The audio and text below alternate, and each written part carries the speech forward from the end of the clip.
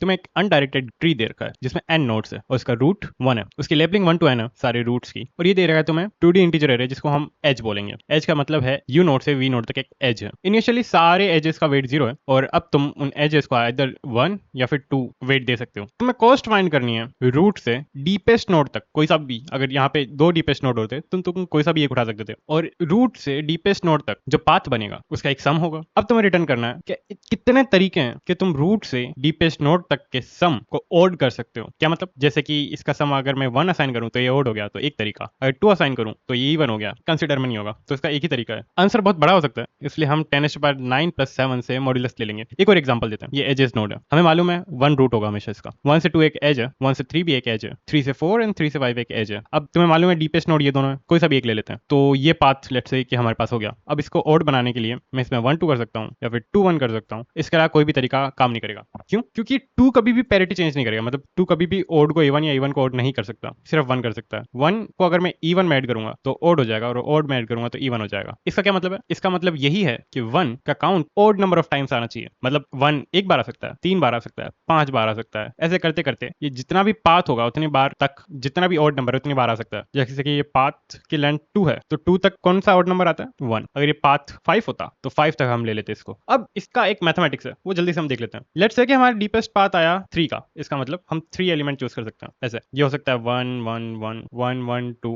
नहीं हो सकता। देखो एक 3 बार आया, एक बार एक 2 बार आया, वो नहीं लेंगे, और एक एक बार आएगा 1 2 2 2 1 2 एंड 2 2 1। तो ये इसका एक फॉर्मूला होता है 3C1। 3 बॉक्सेस में हमको 1 डालना है तो इसका कितने तरीके होंगे, फिर हम सम करेंगे। 3 बॉक्स में हमको 1 डालना है 3 टाइम, और इसको सॉल्व जब हम करते हैं तो हमारे पास सिंपल आंसर आ जाता है 2n-1। n क्या है? well, ये डीपेस्ट नोड है जहां तक हम जा सकते हैं, और या फिर पाथ लेंथ सिंपल भाषा में बोले तो। That's it. अब हमें ये कोड में करना है।